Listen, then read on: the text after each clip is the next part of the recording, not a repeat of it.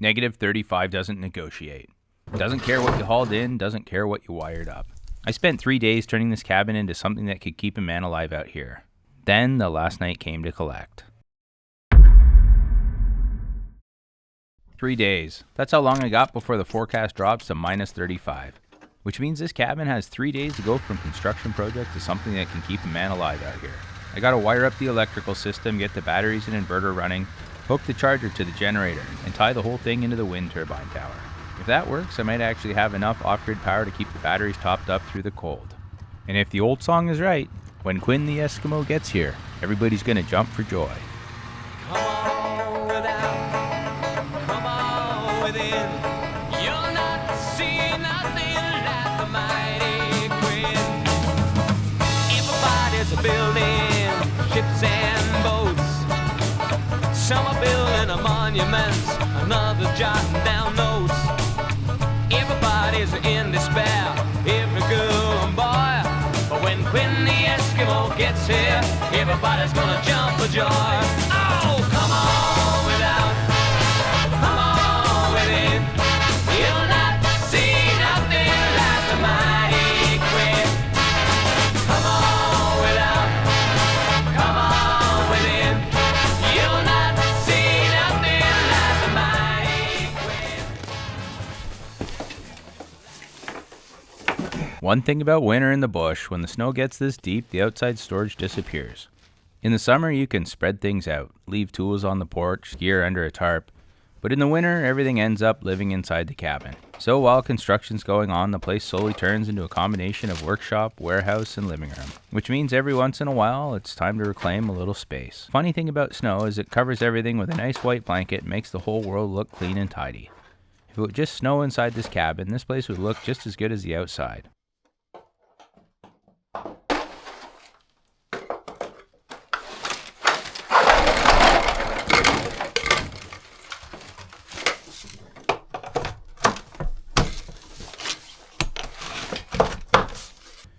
When you're building inside a cabin, nothing can really be set up permanently.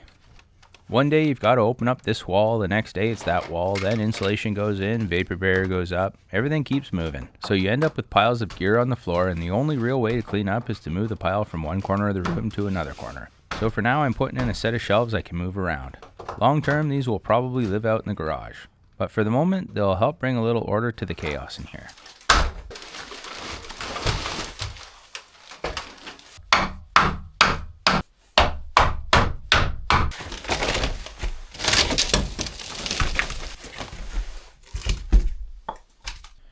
Now, if it isn't already painfully obvious, it's cold in here. This cabin has been sitting empty, soaking up winter air. By the time I get back, inside temperature had settled right down to whatever the bush was offering, about -15. Every drop of water in here is frozen solid. Bottles, jugs, even the little things you forget about. So I've been using this little diesel heater like a campfire with a hose on it. I can aim the heat right where it's needed, warm up the adhesives, thaw some water, get the electrolyte moving again, soften up tapes and sealants. In weather like this, half the job isn't building, it's convincing materials to cooperate. Winter in the north has a way of slowing everything down.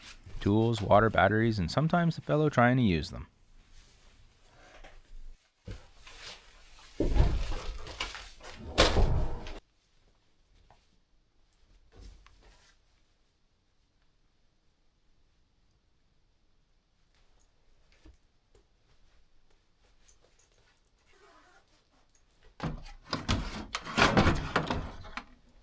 This is really the first crack at an off-grid electrical system for the cabin. Nothing fancy, but enough to run off a battery and charge things when I need to.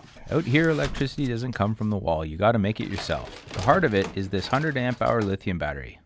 Cost me about 270 Canadian.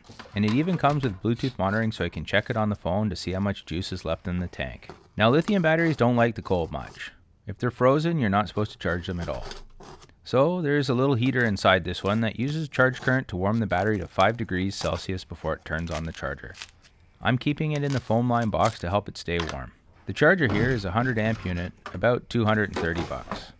It's sized to match the generator so I can load it hard and run up the efficiency curve. Then there's the inverter, 2000 watts, about $250. That lets the battery power anything you can run off an electrical outlet when the generator's off. Nothing fancy, but together it makes a pretty capable little off-grid power system. The plan is to tie it into the windmill, so while I'm away, the wind can keep the battery topped up. Now, before anyone runs out and buys any of this stuff, don't. I have no idea yet whether any of it's actually any good. This is just the first crack at a small off-grid setup. Everything here was bought because it claimed to do what I needed, and it was the cheapest version I could find that met the specs. No sponsorships, no affiliate links, no relationship with the manufacturers. I just bought the whole lot off Amazon like anybody else would. Maybe after I run it for a while, I'll let you know if it was a good idea, or a terrible one. One thing I've noticed a lot on YouTube channels, they tell you how great something is, but they never tell you how much it costs. Roger has a saying about that. If you have to ask how much it costs, you probably can't afford it anyway. Around here, we try a slightly different strategy. Buy the cheap one first and see if it survives the bush. I suppose it helps if you have the ability to crack it open and fix it if it breaks.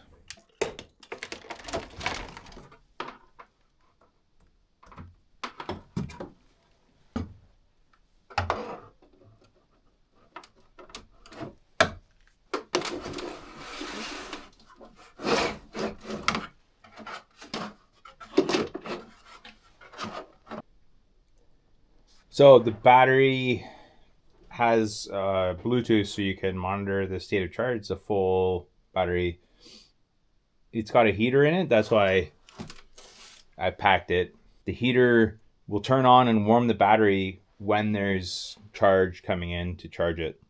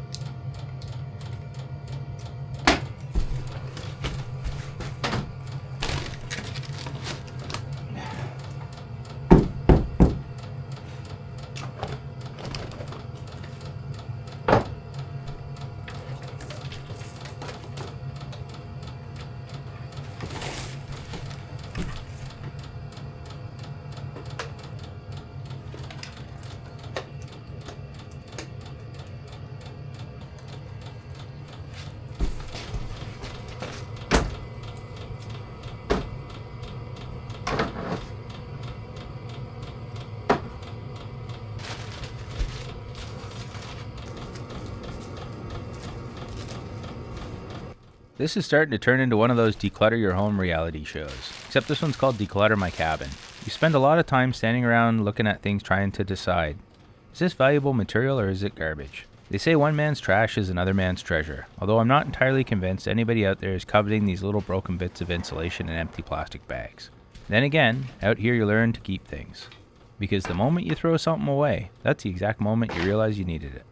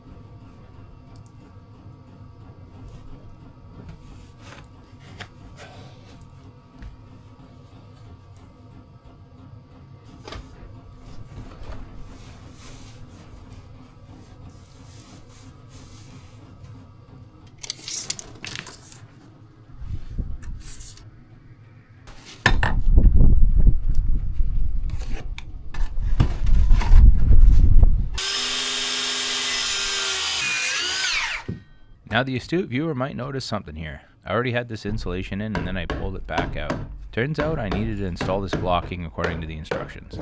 And once you've got something finished, having to undo it and redo it, never very satisfying. I probably should have installed the blocking the first time around, but at that time I was thinking, well, I need heat in here, I'll get to that later. The trouble with that kind of thinking is sometimes later never comes. So I figured it was better to fix it now and do it properly. If I didn't, it'd probably eat away at me every time I looked at this wall.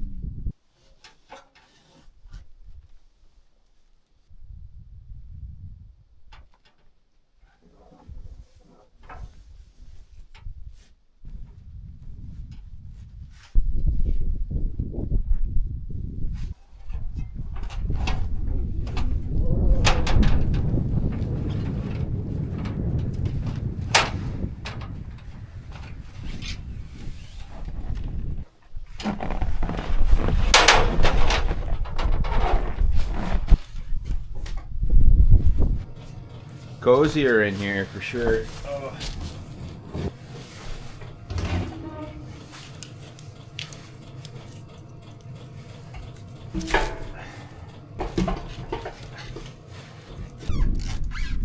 This morning the Alpine had a bit of a raspy voice.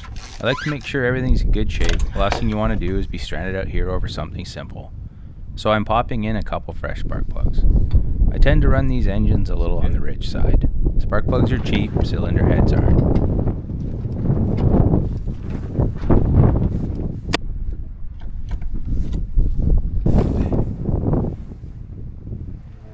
Not as good.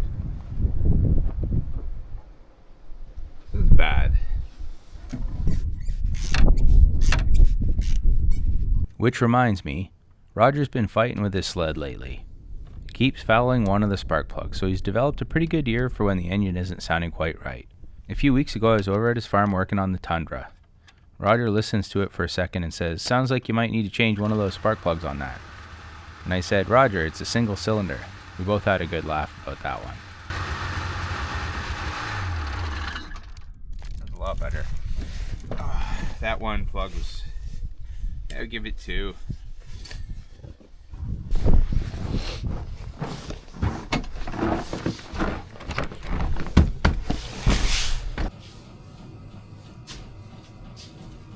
I'm wiring in this power meter between the windmill and the battery. For the first time I'm actually in a position where I can see how much power the windmill produces when the battery isn't already full.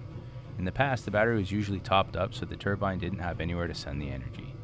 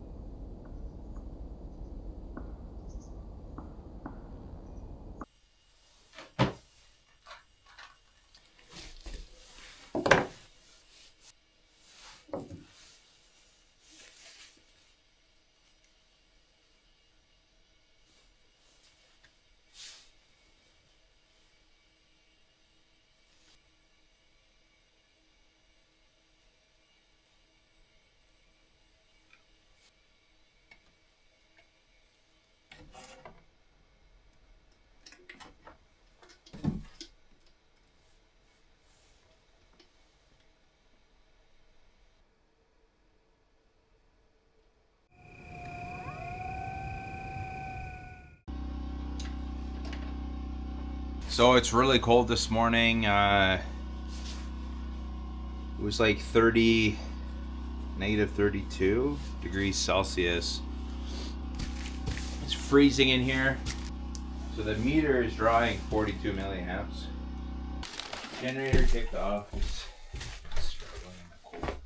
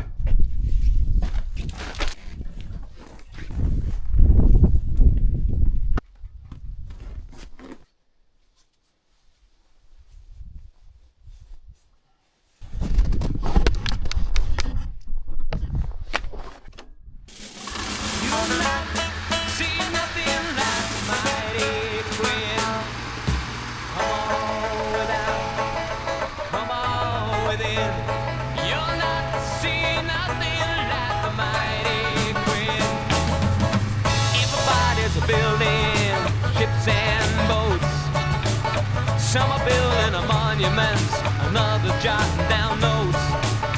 Everybody's in despair, every girl and boy.